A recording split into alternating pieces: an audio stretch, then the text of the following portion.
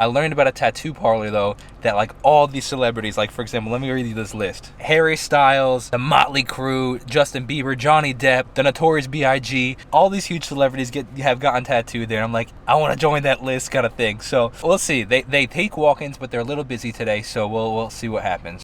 All right, back at the hotel. Potentially gonna check out this place. What is it called? Frank and Musso's, Musso and Frank's. Gonna clean up, edit some videos, and then get ready. So I don't know what to do about this tattoo, man. I want it real bad, but I'm also like really nervous. As soon as I like made the decision, I like excitement left and the nerves came, you know. But I kind of felt this way before Bullet. Before we got Bullet, I was like mad nervous. Bruh, I left my keys all the way up there. So part of the reason that I'm driving to this place, and I'm still like kind of nervous figuring out if I want to go through with it. Part of the reason I'm like considering this place is called the Shamrock. I actually learned about it on my tour that I did, the Beverly Hills kind of tour thing that I paid for this morning. So it's like a list of celebrities that have gotten tattooed from this guy. Now I probably won't get tattooed by him. Actually, I would almost bet money that I wouldn't get tattooed by him because like he's super famous and he started back in the 70s and like, so I'll probably just get tattooed by one of the like just the house guys, like the newer guys. But the reason but he owns this place and he's the head tattoo artist there. And everybody from, like I said, everybody from Biggie Smalls to, and that main guy's tattooed everybody from One Direction, obviously excluding Niall Horan. So like Harry and Liam and Zayn and Louis, Cher, Lana Del Rey, David Beckham, the Notorious B.I.G., Hilary Duff, like just like celebrity after celebrity after celebrity. Johnny Depp, Brad Pitt, and Angelina Jolie. Like it's constant, and I love it. It's so sick. So you know me, I'm like a sentimental kind of guy with that stuff, and I'm like, yo, that's the meaning behind that is so cool.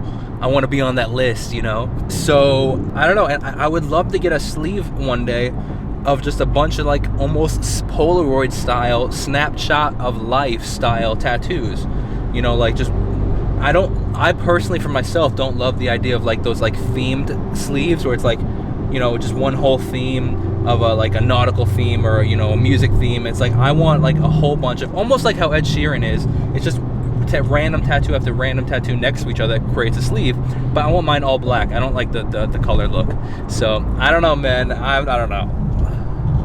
I got 16 minutes to make a decision. I'm a little heated right now. The devil be trying to take away my good evening that I had, man. So I chickened out of the tattoo. Literally had it in the GPS, and then halfway there I was like, nah, I can't do it. I'm gonna do one, but I think my first one's gonna be with Jamie. We're gonna get our wedding day tattooed on us. Okay, so then I go to this, I try to find this dumpling place my friend Josh recommends to me. It was literally like 2 minutes away from where I was. I was like, this is perfect. So I pull over, the GPS takes me to a parking garage. Now, I was like, okay, like that's whatever. It's like, I don't like paying for parking garages, but like, whatever, I'm here kind of thing. I go to the parking garage. It takes me forever to find the restaurant that I was looking for. Finally found it, and there's an hour wait. So I'm like, oh, forget this. I'm like, it was already late, and I have to be up tomorrow, like, at the butt crack of dawn, like, at, like, 3:30 in the morning. So I'm like, forget that. So I go back to this original restaurant that I saw, like, at the beginning of the mall, and it was fantastic, man. Oh, my gosh. I got this ridiculously good fish. It was a full branzino. It was wild. I got an appetizer and a drink and this like really good like tequila and chili lime drink. Oh, it was fantastic. It was really good. And then when I got my ticket to put like to check out of the parking garage, I put it in my back pocket. I was like, this might be a bad idea. Something told me it might be a little bad idea. I was like, no, it's not gonna fall out of my pocket. When I get in the car, what do you know?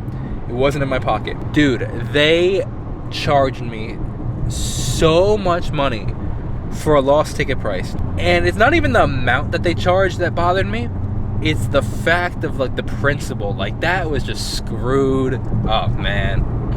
So I think it was $4 for an hour, the first hour, and then $1 every 15 minutes that you're there. So I was there for 2 hours. So it should have been $8 total. like, okay, that's still a little bit expensive, but not crazy. Now I'm talking relative, I'm talking principle here, not necessarily like actual price, it's principle. They charged me $30 for a lost ticket. Now $30 in the scheme of life is not a ton of money, but it's the principle, like that's insane, and that drives me crazy. Like, that's messed up. Almost quadruple my price because I accidentally lost a ticket. Like, how much money are you really losing by me being... I told the lady I was there for 2 hours. Like, how much are you really losing by that? That's screwed up business, man. That really bothers me. Yo, my blood is boiling right now. Like I said, $30. It's not the $30. I mean, my meal was expensive. You know, like, it was expensive. I got to be honest. But now it was $30 more expensive because of this.